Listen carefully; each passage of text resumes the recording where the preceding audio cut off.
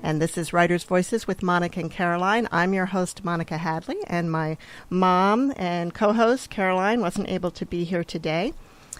So we will welcome her back on the air in a few weeks. In the meantime, we have a really interesting guest today, and someone with whom I have a bit in common. We'll get to that shortly. Liz Priyor is an author, speaker, parenting columnist, and life advice expert. Her book about female friendship, What Did I Do Wrong?, was a finalist for a Books for a Better Life award, and in 2011, ABC's Good Morning America conducted a national search for an on-air life advice guru, and out of 15,000 applicants, Priyor was chosen for the position. She lives in Los Angeles with her 3 children.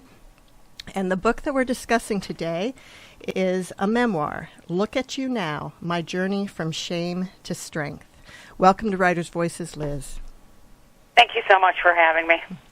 So let's start with, the topic of the book is obviously very personal, as memoirs are, but for you it is perhaps more personal than most because you're revealing a long-held secret. Correct. And what is this secret? Well, the book takes place over a 5.5-month period of time. When I was 17, my second semester, my senior year in high school, I found out I was pregnant. And I had been grown up in a privileged suburb outside of Chicago, one of 7 kids. And my parents were recently divorced. The moment we found out I was pregnant, it was determined immediately that it needed to be hidden and no one could find out. That was the most critical matter at hand. Was I needed to go away somewhere, have this baby, give it up for adoption, and never tell anybody. So I was told I was going to a Catholic home for unwed mothers a couple states away from Illinois. But ended up, when I got there, it wasn't exactly that. It ended up being a government-run facility for underprivileged, wayward teenagers, pregnant girl teenagers, who some of them came from juvie, some were in the foster care system, but everybody was pregnant. Wow.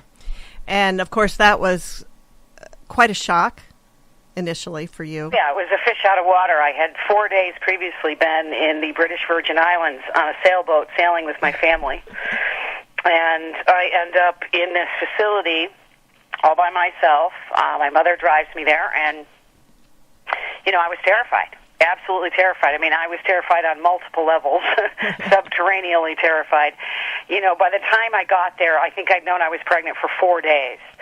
So I was, petrified about the notion of having a baby and giving it up for adoption. And then on top of everything, I was living with a bunch of girls whom I had absolutely nothing in common with. Initially. Correct.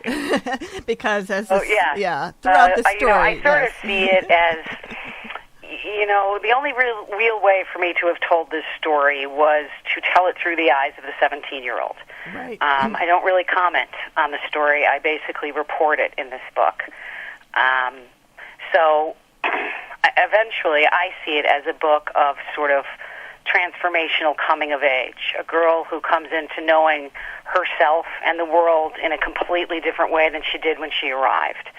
So ultimately, these underprivileged girls, some of them in trouble, some of them in trouble with the law, and I found some bonds to tie us together. I mean, at the end of the day, we were a bunch of teenagers having babies, and that common denominator really pulled us through, and they basically fundamentally changed the way I see the world. It's obvious, Liz, that these girls had a great impact on you, and it seems like you also had an impact on them. One thing that surprised me was, at least the way you told it, they didn't seem to resent your privilege. And you had obvious privilege. That surprises me too. Even in the facility, you were privileged in that you were able to come and go. Your parents came to visit, took you out, and no one else had that. And they didn't seem to resent that. Yeah, no, that's very interesting. I wonder, I often wonder how they were so accepting of me, because certainly this could have gone a different way. at the end of the day, what you really learn when you read this book is that people are just people.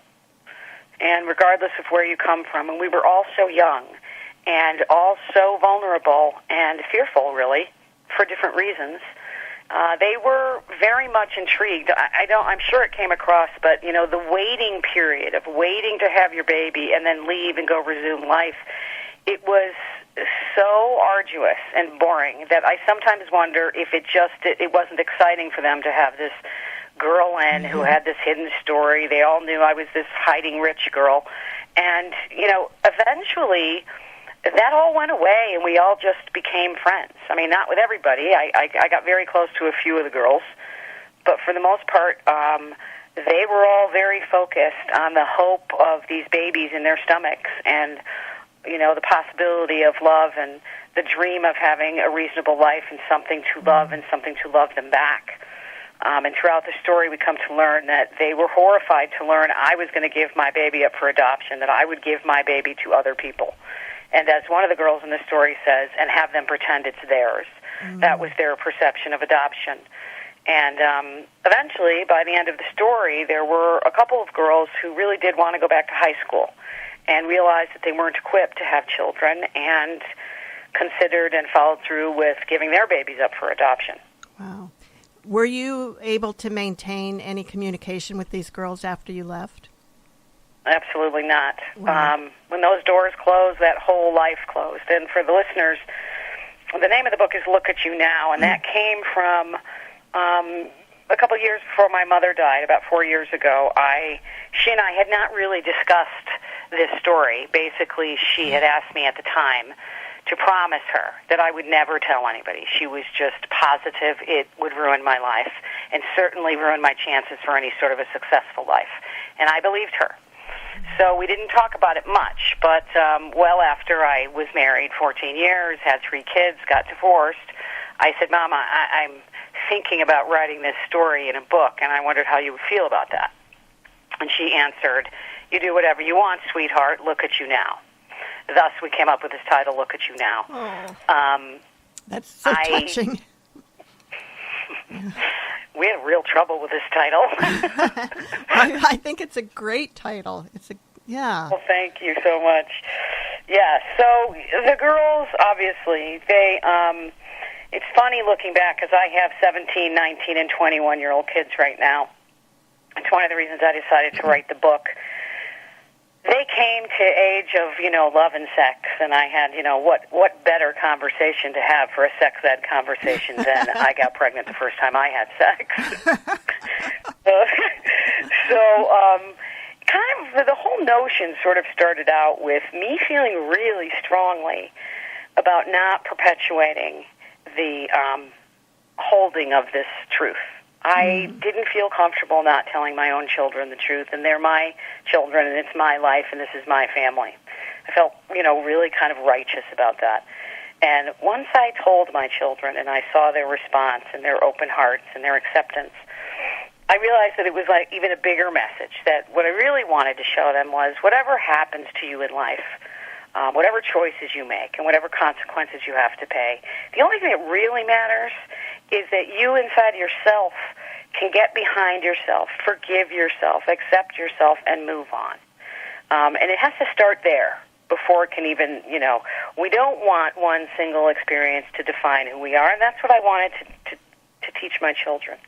And then after I told them, I sort of felt like the same thing sort of would happen with my own family, my siblings who didn't know this story, and then even further out. And the book has been out for a couple of months, and it's really interesting the people I'm hearing from. I mean, people in recovery, people suffering through eating disorders, people who are living any version of an untold truth seem to really respond to this story.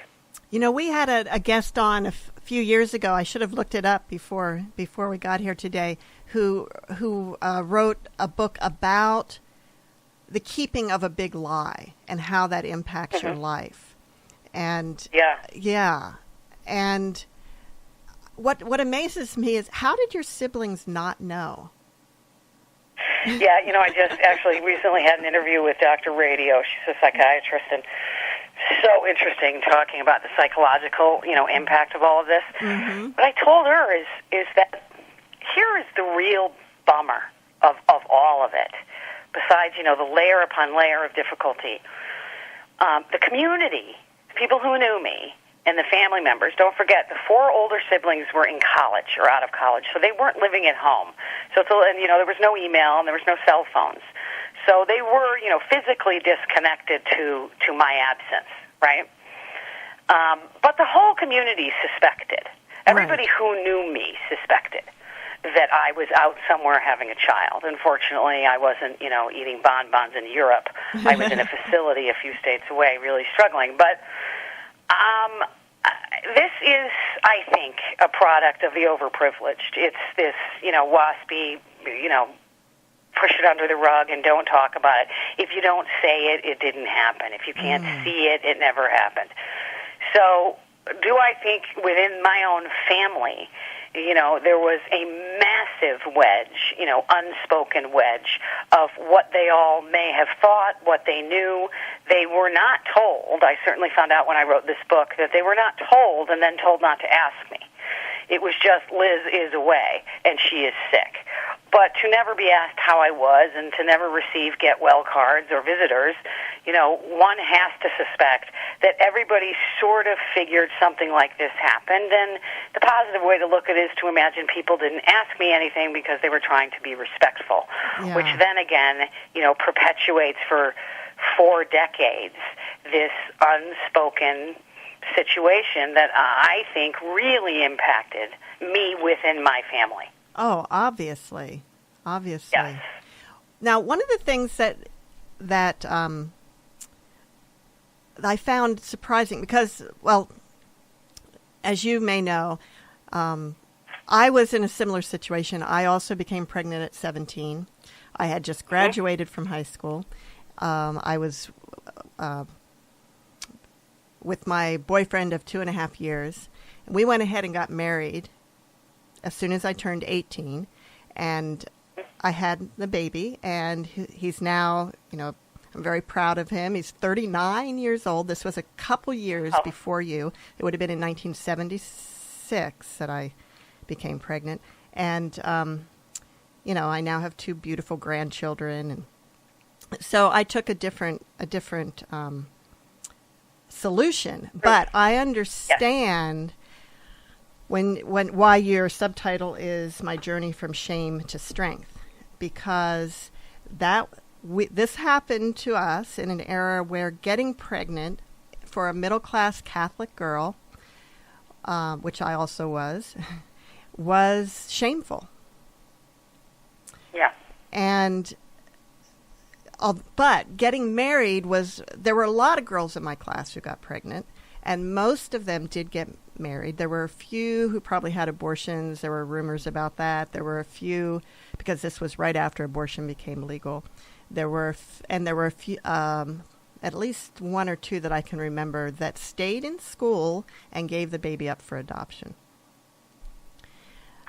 Interesting, because I got to be honest, in the elite world of the North Shore of Chicago, there wasn't one person in our high school who ever got pregnant that anybody ever knew about. And certainly nobody brought anything to term, and I would guess that actually still exists now. So in the highly, highly privileged communities, it's beyond frowned upon. It just doesn't happen. In fact, I would question if someone would send their pregnant second semester senior to that high school or high schools like it all over this country, pregnant.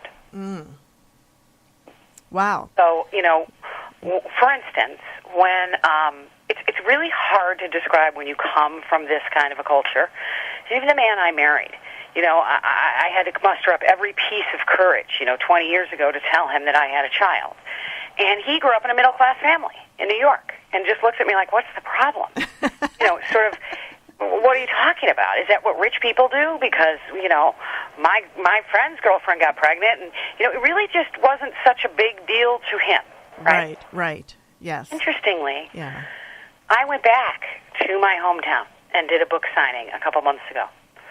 And it's indescribable, the amount of shame that continues to ooze inside of me.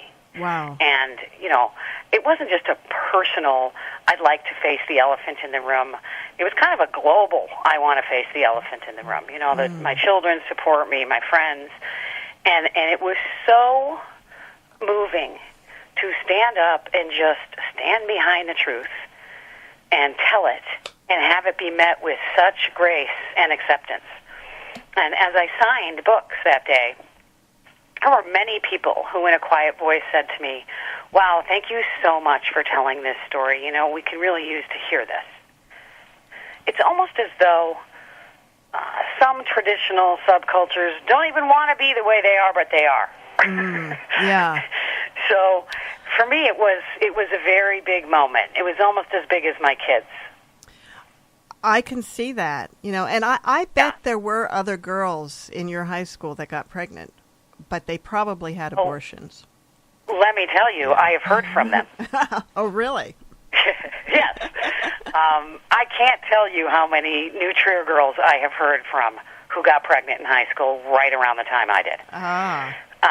Astounding to me, but certainly no one ever knew anything, and perhaps, I don't know, the routes that everybody else took, but I was, got pregnant the first time I had sex. This was the same guy the whole time through high school. I'm still very good friends with him. And I didn't know I was pregnant until it was about 4 months along, and there were no alternatives but for me to go ahead and take the baby to term and give it up for adoption. And although, all of these decisions were made for me, I agreed with my parents that I was too young to have a child and I was too young to get married. I had just turned 17, and I did want to go to college, and I did want to start a family in a different form. And once they sort of explained to me about how many couples couldn't have children and how many wonderful families were waiting to adopt children, it all felt natural to me. Mm-hmm. So I don't know if I made that clear in the book. You that did, yes, yeah. all of this was put upon me, but the choice to give that baby up was also a choice that I made, you know? Right. Yes, in the book it was obvious that the decision was sort of made for you, but you never doubted it. Right. And you had an opportunity to doubt it. Mm-hmm. You're listening to Writers' Voices. The adults in the facility were very respectful of me. That was what's really almost surprised me that those people working there were kind people. Yes, they were very kind. Yeah. Interesting. I just had an interview where they really felt the people were not kind to the girls.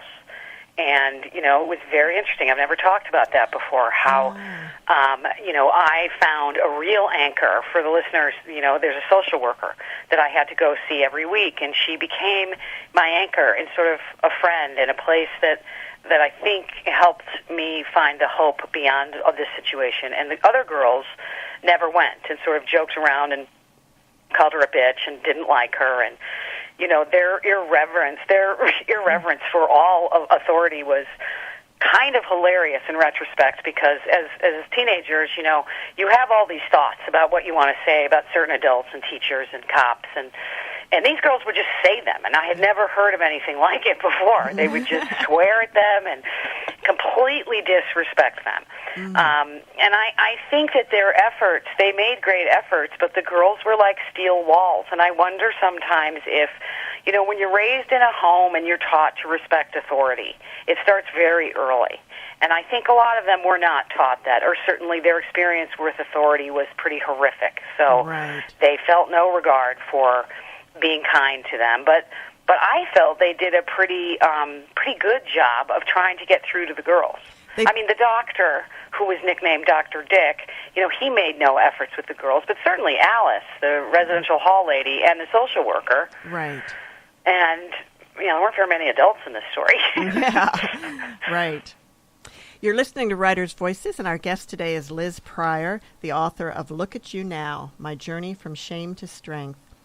And this is a memoir about a very crucial time, a very influential time in her life. Yeah, the girls probably didn't trust kindness from adults, from authority figures. They didn't really believe in it because that hadn't been their experience in life. That's true. Yeah. I felt like Alice had quite a handle on them personally. She was the most connected to them. This was the woman who was sort of in charge of our wing where we lived. And she could get the girls to do their jobs and, get them to school. And I think some of them felt slightly connected to her. Right. The two things that, as I read your book, and I read it, the whole thing, because it was, it really drew me in, and I just really, thank you, really believed in your story. And the two things that just made me cringe were your descriptions of the food, and also Dr. Dick. It's like, I can't imagine. I mean, I know what it's like being a pregnant 17-year-old, never having had an internal exam, not even realizing that was something that you did. And at least I had a very kindly doctor. Yes. To have somebody who just was callous, I just can't imagine how traumatic that would have been. Yeah, pretty bad. And certainly the girls seemed used to it, or that is what they expected from authority. Yeah. Wow. Well, Liz, why don't you read a little bit from the book? Sure. I was looking to see which part. I think I'd like to read from a little bit, starts in the middle of the first chapter. But since the listeners have a little bit of background, they can probably follow. Okay. I hadn't seen a thing, not even a billboard, for miles. We were in the middle of nowhere. Then finally a lone building appeared ahead. As we drew closer, I could see it was a small hospital. There was a big square cement building behind it on a little hill. I saw a faded green wooden sign out in front of the cement building that read Gwendolyn House. The sign had a large crucifix on it with a dented Jesus lying sad and suffering. We pulled into a spot in a small parking lot outside of the cement building. My mom dropped her head onto her hands, which were still holding the steering wheel. I felt my guilt all the way through to my bones. I was the reason for all of this. It was on me. I wondered in that moment if it were true that God only gives you what you can handle. I'd heard that saying 1,000 times when I was really little. I remember hoping that God knew I couldn't handle losing the tetherball tournament and that I couldn't handle not getting a guitar. I hoped God wasn't taking a break that day in the car. I hoped like hell he was watching and would make sure I could handle what was happening. Dorothy finally lifted her head off the steering wheel and faced me. Lizzie, I need you to pay very close attention to what I'm about to say. It is extremely important. Do you understand me? Okay, Mom. We're here, and there are a few things you need to know. She shuffled around in the seat as she spoke. We've decided we are not going to tell your brothers and sisters nor your grandparents a single word about this. Neither your friends nor anyone you know can ever know you were here. They will all be told you are sick at the Mayo Clinic in Rochester, Minnesota. What? This was the first I'd heard of this. I'm sick? What am I sick with, Mom? I don't know yet. Well, what's the Mayo Clinic? She looked almost annoyed. It's a medical diagnostic clinic in Minnesota, one of the best in the country. I looked at the dark vastness outside the car. I was trapped in that car, in my body, in my life, and about to be trapped in a cement building in the middle of nowhere, Indiana. Dorothy continued, they will take good care of you here, and that's what you need. She began to sound like the incoherent mumble of Charlie Brown's parents. I'll try and visit, but I have to take care of your sisters. Wah, wah, wah, wah, wah. I wanted to ask her if it would be better if I were sick, maybe even dying, if that would be easier. But I didn't, because somehow in that very moment, my mom looked different to me.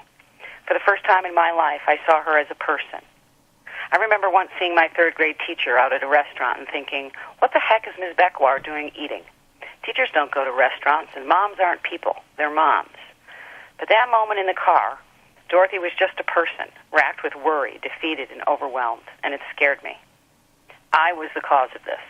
I'd shamed my parents to the point of having to lie to my brothers and sisters and to all their friends. And on top of that, they were asking me to lie to everyone who meant anything to me for the rest of my life. I wasn't taught to lie. I guess someone forgot to tell me that lying was indeed acceptable, if life got bad enough and if your kid were truly terrible. I looked at Dorothy, the devout practicing Catholic, the firm believer in all things will work out, and I was suddenly terrified. I didn't see hope or faith or any good in this. All I saw was despair. Watching terror besiege the person who had continually given me strength throughout my life was like someone reaching over and pulling out my own power cord. Mom, I'm sorry. I'm more sorry than I've ever been for anything in my life. I could barely get the words out past the rising mountain in the back of my throat. I know how disappointing I am, and I even know that you may never be able to love me the same. She stared straight ahead and said, Love doesn't work that way, Liz. I'll love you as I've always loved you forever. Mark my words, that will never change. My entire body began to tremble. Mom, I really don't want to go in there. I know you don't, but it's what we have to do. My chest felt as though it was going to come up through my throat. I don't know what else to do. There weren't a lot of options, Liz. If you're here, I can at least drive up to you. We both sat quietly, both terrified in different ways. She sat up straight as though she was gathering her own courage and turned off the car. We have to go in. Get yourself together. It was still snowing. I got my bag and my guitar out of the trunk and followed the click, click, click of Dorothy's heel boots across the icy path toward the entrance. The building was set back on a small hill surrounded by a lot of land and what looked like an endless amount of trees. It was mostly concrete, and I couldn't see any windows. There were very few lights on, so I couldn't see very well. The first thing I noticed as we made our way to the entrance was a small sign to the right of the big door that read Locked Facility. My mother pushed the red button marked entry and a loud buzz sounded. We walked into a small hall lit by fluorescent lights above. We went through another door and into a stark entranceway. The floor was tiled and the walls painted brown. A large black woman with unfriendly eyes was sitting at a desk behind a wiry chain-link-looking fence barrier, almost as if she were in a cage. I peered through the fence into the small room where she sat. I saw a little TV and some file cabinets. The woman ignored us. My mother leaned toward the desk and said in her slightly hushed Katharine Hepburn voice, Pardon me, we are here to see Ms. Graham. I whispered, Why does it say locked facility, Mom? There was a ball of terror churning inside me. Before she could answer, another woman approached. A petite white woman wearing a gray wool suit and short black hair and wire-rimmed glasses rested on her head. She looked to be in her 40s, around my mom's age. She said hello and led us into her office. There was a framed plaque that read, Even though I walk in the dark valley, I fear no evil, for you are at my side, with your rod and your staff that give me courage. The woman took off her coat, folded it just so, and sat down on the wooden desk chair. She looked at me and said, I am Ms. Graham. Welcome to the Gwendolyn house. She said it without a lot of welcome. She looked down at the papers in front of her as she continued, I am the resident social worker and will be here for Liz in any way that she might need me. Beginning with my mandated weekly sessions, she will attend here in my office. Tuesdays are her day, 1 o'clock, and she may never miss. She wasn't a warm person, but she wasn't mean either. She was kind of cold and sterile. My tears were falling out of my eyes like rain off a roof, but there was no sound. My mother spoke. I am Dorothy Pryor, and as you know, this is Liz. We are grateful for the accommodation on such short notice. The woman looked at me curiously over her reading glasses for a long moment, and then asked my mother, Why is she crying? Dorothy, in the way only she could, said in a matter-of-fact tone, She's pregnant. She said it long and slow, making her point. The woman paused. Well, yes, that is why she's here, but why is she crying? Dorothy paused and then said, I would guess she's crying because she's terrified, Ms. Graham. She just turned 17 years old. She has to leave her friends and family. She has to hide from everyone she knows, miss her last months of high school, and of course she will have to labor and birth a child. The Charlie Brown muffled parent voice had disappeared. I could hear my mother again, loud and clear. Liz Priyor reading from Look at You Now, My Journey from Shame to Strength. I really feel for you in that moment.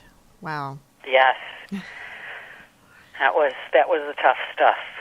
Now, one thing that really puzzled me is why did it all have to happen so quickly? I know you were 4 months along, so you would have been starting to show pretty soon, but you could have hidden it for a little bit. It seems like your parents really rushed it. I think I could have. I was definitely showing, for sure. And I think psychologically, once I knew, it was almost as though I remember being in more of a hurry than my parents. Like, I didn't want to go back to school. I remember having to go back and clear out my locker. But once I knew, it's almost as though I couldn't handle it. Wow. Wow. If you had it to do over again, would you do it the same way? Well, I think we'd have to ask my parents that question. Yeah. I was a minor child. Right. And, I never had any reason to question my parents' decisioning. They were smart, educated, giving, compassionate, very loving people. I had no reason to doubt that this choice that was made was the absolute right choice. I mean, obviously it wasn't until I grew up and looked back that there were some questionable decisions that were made, and I understand them a little bit better now that I'm grown up, and the dynamic between my divorced parents. I know if my mother were here on the phone with us, she would probably say to you, I did the best I could, and I think Liz is a remarkable person. That's what she would say. Oh. And she did, and you are. Thank you. Well, I do definitely miss her, but this story and this experience and all the stuff that transformed sort of how I saw the world, I think what happened in that story was that, how kids slowly morph into their autonomy from their parents. And, their parents think a certain thing, and, we as parents, we give the best we can and skills and ideas and hope that we skill them well enough to get out into the world. I feel like inside this story, in a scene where my mother comes and I'm, maybe a month from giving birth, and she's talking to the social worker, and the social worker tells her some version of, I've had this positive influence on these girls. And my mother, she just couldn't handle that. She just didn't want to hear it. She stood up and she said, Liz is here to have a baby and get out. She's not here to help people. And for me, it was in that moment, and I stayed seated. And she said, come on, we're leaving, we're going to lunch or something. And I kept looking at the social worker, and I got up and I hugged her, and I said, thank you for saying all those nice things, and I'm glad to hear some more girls are going to give their babies up for adoption. It was that moment, I think, for me, and it wasn't anger. It was just separation from my mother. She knew nothing of the world and the life I had lived inside there. She had a difficult time hearing me talk about any of it, so it was all my own. And having older children now, it's interesting to me to look back and think, I think that was the moment that I thought as a kid, I have my own thoughts. I have my own ideas. I have my own vision and version of this world. And it didn't mean I rejected Dorothy. It just meant I maybe now knew that my thoughts and feelings were different than my mother's. And I don't think most kids have one of those aha moments. I think it's a morphing process, right? Yes, I think you're right. It surprised me how little your mother actually came to see you during your... Yeah, everybody says that. Yeah. I mean, I know she was busy, had other kids, was trying to make money, but... Yeah, she was very busy. I had little twin sisters at home, and she was recently divorced, and earnestly she was working for the very first time in her entire life. Yeah. And trying to hold it together, and never had enough money, and, was a bit of a hot mess. It was obviously a very difficult time in her life, too. It would be interesting if she had written her perspective of this. Oh, I know, right? Yeah. I got a Facebook message from a daughter of the woman that my mother went to Sea Island, Georgia with at Easter. Oh, right. Yeah, and she sent pictures of my little sisters and my mom and those girls, and, it was one of my mother's best friends. And she said, obviously she's all grown up, and said, I'm having trouble looking at these pictures knowing where you were at the time. Oh. But, the truth behind that, and for the listeners, my mother had told me she was going to come celebrate Easter with me, and it ended up that my father couldn't take the twins, and my mother ended up going out of town on vacation with a friend. But as horrible as that sounds, as a mother myself, what was she going to do with the twins? Leave them at home for Easter and go spend it with me? I mean, she was in a really, really tough position. Yeah, yeah. One of the things that it must have been most surprising to you when you met these other girls was that none of them were hiding their pregnancy. None of them felt any shame about it. Did that influence you? No, I think even at that age, I had a real handle on the American elite. Mm. Teenage pregnancy is acceptable for the underprivileged. Period. Amen. And to a degree, that sort of speaks to the class system in this country, I think. It did not help me to imagine that this was an okay thing that had happened at the time at all. They were ragged, beaten, delinquent, some of them violent, uneducated, some illiterate people. And they were pregnant, and so was I. And that's more how I took it. Oh, interesting.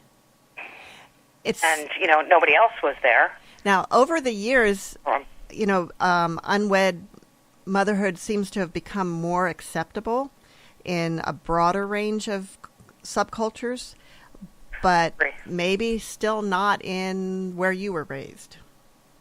Correct. Yeah, that's interesting because I hadn't really thought about that. It's so prevalent. It's very prevalent in my life, in my community. Yeah, and it's, what's so cool about life, though, is, really, I believe this, I don't just say it, that I am one of those people who believes that there's this fateful path that we all take. And, your job is to stay open to the path. I mean, it's astounding to me to look back and imagine that I went through this and I somehow organically, without thinking about it, ended up in the business of helping people. It's so cool that whatever you go through, whatever you tackle and come out the other side of, then I had this amazing opportunity to get married and have 3 children. I'm sure that the experience in high school, impacted the kind of mother I am today. And I raised my kids, and, I moved to Los Angeles and raised them in Southern California. And you do have an opportunity to, as you grow up, to then do the things that you feel are important and and give your kids the kinds of skills that you want to give them, which feels like quite an opportunity. True. Yeah. Yeah, they say that everything you've experienced becomes a part of who you are. And so to have any regret about what happened to you or what your experiences in the past is sort of like denying who you are today. Exactly. And so, to say, what would I have done differently? I mean, for all of the young viewers, obviously protected sex. Yes. Other than that, I'd say the most lasting. I think I worked my way through the shame, which I would hope, other people can be inspired to do, whatever that is, because there's all different versions of this. Right. But what's most lasting and impacting was my position within the family and the unsaid truth and, how it sort of marked me. From their view, possibly, but mostly from my view. And that has been something I've continued to try and work through. I can see, I came from a large family, too. There were 5 kids. I was the second. I was the oldest girl. And my younger sister was always much more, she followed the rules a lot better than I did. And maybe partially because she saw what had happened to me by not following the rules. Yes. But in my life, I have found that not following the rules actually has served me pretty well. Me too. Yep. I think we're just born that way. It's just in our DNA. Yep. because I have children who follow rules and I don't follow rules. Oh, my daughter, when she was little, she used to get really upset at me because I'd walk outside. Yeah. My daughter would get upset because I'd walk outside the lines of the crosswalk when we were crossing the street. Oh, see, I think that is so funny. And it's so funny how much our children teach us, right? Yes, for sure. Yeah, I mean, I would say that living with anything that you're forced to process within yourself. See, here's the part that doesn't that is sort of inexplicable, is because there was no way to purge and talk and vent and process except for within myself. The bad news is that it was terribly lonely and isolating inside. But the good news was that strength that I learned about who I am and what I can endure, and I had to be very, very clear inside myself about how I felt about myself, because if I'd let any of the notion of your life will be, basically it's like saying you're a wonderful, smart, terrific person as long as no one finds this out. And that's a lot to live with when you're a kid.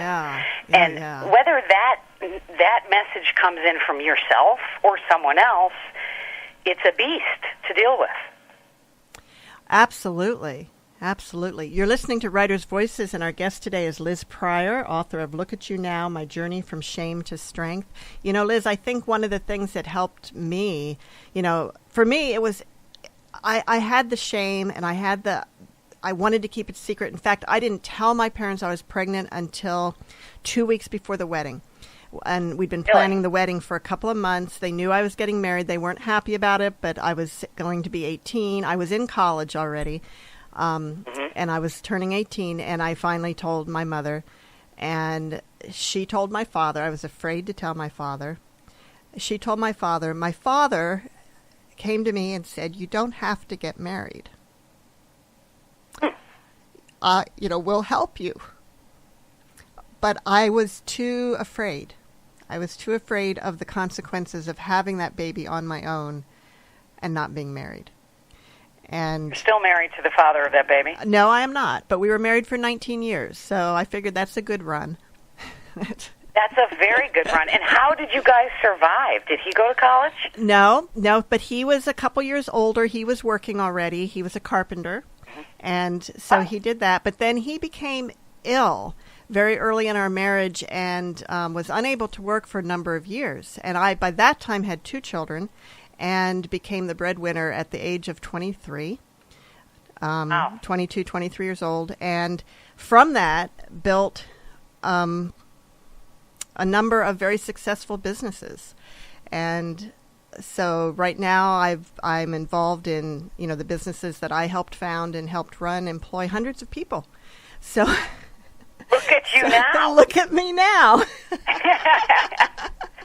That's really extremely impressive, and I know the feeling of even just having gotten divorced. I got divorced when my kids were very young, and clearly was the second most difficult, trying, and challenging time in my life. And had I not been through this other earlier challenge, I'm not sure I would have weathered this as well. Right. And one of the things that helped me was that even though in my family, it was unheard of getting pregnant, getting married that young, all of that was unheard of. But my husband's family, he had 3 older siblings who had gotten pregnant and gotten married. Really? Yeah. So it was, even though they were a very religious family, more religious than mine, but it was somehow acceptable for them, and so I felt accepted in that community. And that helped. And so it's so interesting. That probably helped you. Yes, yeah, it definitely did. Yeah, the different subcultures in this country, because honestly, the majority of the country says. That's why I often cringe at the notion that this is a teenage pregnancy story. I don't think so. I think it's a transformational coming of age where 2 socioeconomic levels meet in a really unusual setting. It's much more common to read or view something about an underprivileged person immersing into privilege. We see it all the time. Right. But this perspective of the overprivileged immersing into the under is, I think, as an adult, it's fascinating and incredibly educational. Absolutely. And that really is the meat of the story, or the heart of the story, Yeah. I'd say. Yes. Yeah, I think so. And then hopefully the wrapping yourself around. At the end of the day, I always have this thing in my head where, you come into this world alone and you go out alone. You also carry your secrets alone. And everybody has asked me, how does it feel? Is it, No, there isn't an immediate catharsis as I wrote this book, and my family now knows. Shame lives long and hard inside of you. And it's happening piece by piece. But to my surprise, I'm responding most positively to the idea that people are writing into the website and writing to me and saying, I was inspired by, and it's not a lot of teenage pregnant people. It's a lot of young people struggling through whatever version they're struggling through. Right. That makes me feel really good about this kind of a story touching people who are having difficulty. Well, now, for you, being, on Good Morning America, you're a public figure. And I've been off Good Morning America for a couple of years, okay. But yes. Yes.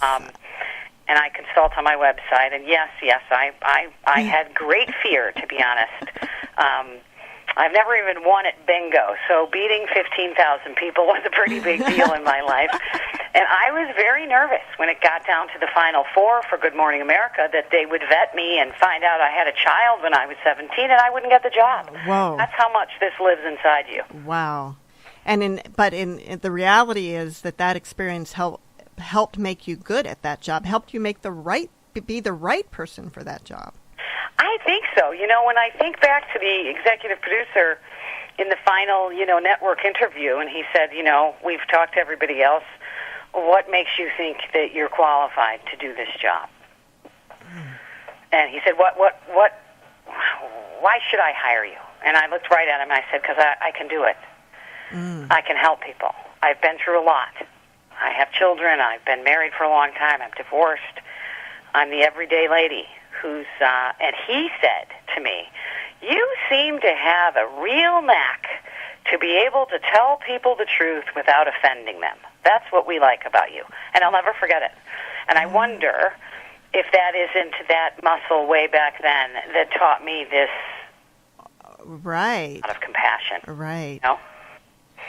So, yes, had they vetted me, but I did. I thought, and also I learned that, if you had a DUI or anything, and I went to my kids and said, you really have to be careful in life because you never know, and really try and fly right and don't do stupid things. They're like, okay, Mom, we get it. Yeah, because anything can go back and bite you, and you never know when. Exactly. So they never did find this out, and frankly, when it comes to this child, I thought perhaps there might be a surface because I was on television. Yes. And to my knowledge, this kid has my name and the letter that I wrote them.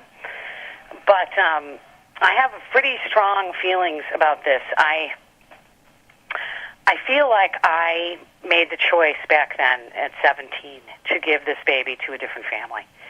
And I feel really strongly about that child surfacing in my life being that child's choice now. My choice then, their choice now. Right. I have been available to be found, but I just feel really strongly about not forcing seeking to it, yeah. unearth not only this kid's life, but their family and their children and their parents. And, that is the choice I respectfully will give to this kid. Wow. Did you know what gender the child was? Yes, I do. I didn't put it in the book because it seemed almost superfluous to the story. It was an afterthought. I thought, I revealed the sex, and I think I'm not going to, only because I really felt strongly about people understanding. This book was not an attempt to reach out and find a child. If I wanted to find this child, I think I could. Right. And I honestly didn't do it out of respect for the child. Wow. because, and it seems that public opinion feels very strongly about me wanting to reach out to this child. Oh, really? There's a lot of women that I seem to have to argue with.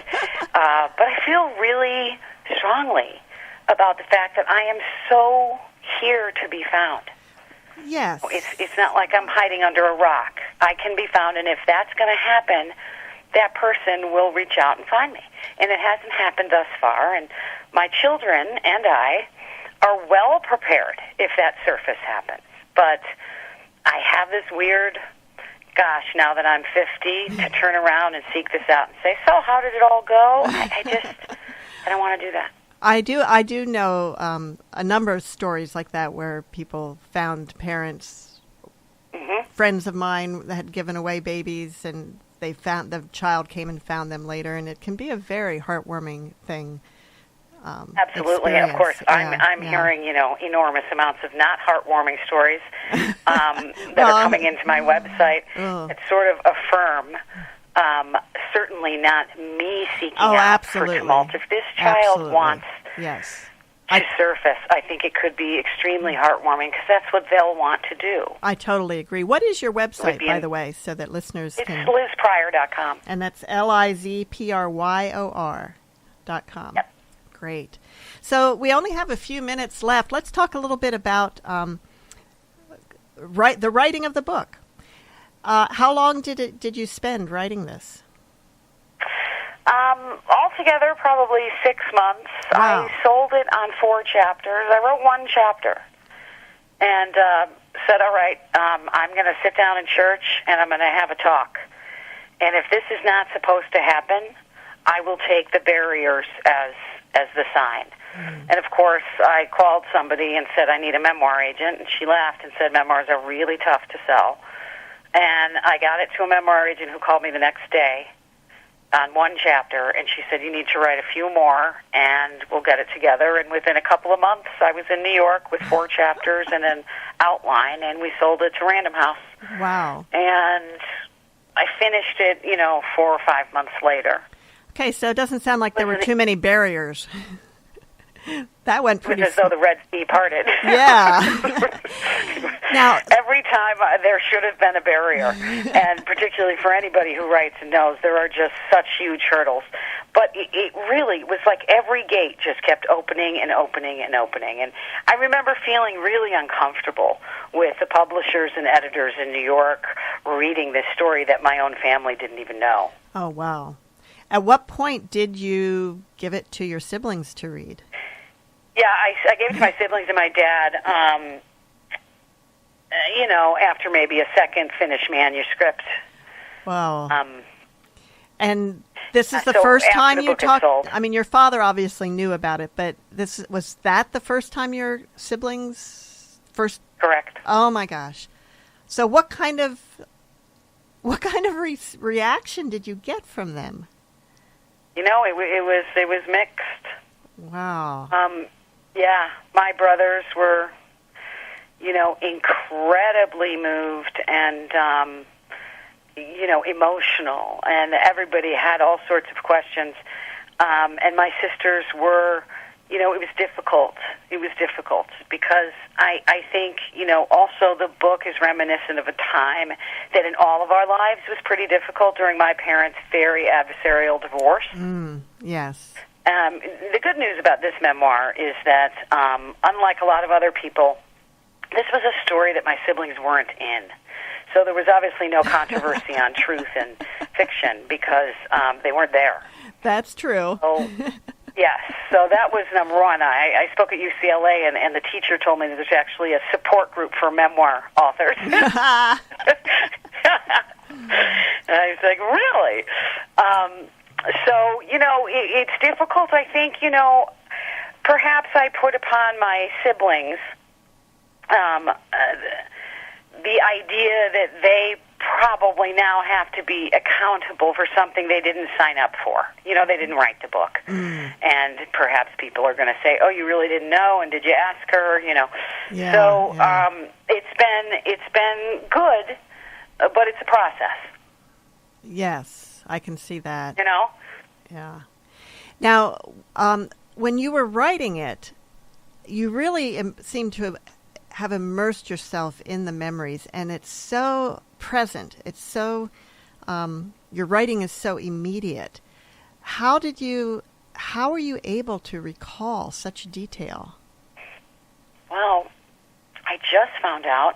Well, first of all, I think it's important to know that apparently, I didn't know this until I wrote the book, but I never told the story before. I'd never written it. I'd never told it. Whoa. So, ever.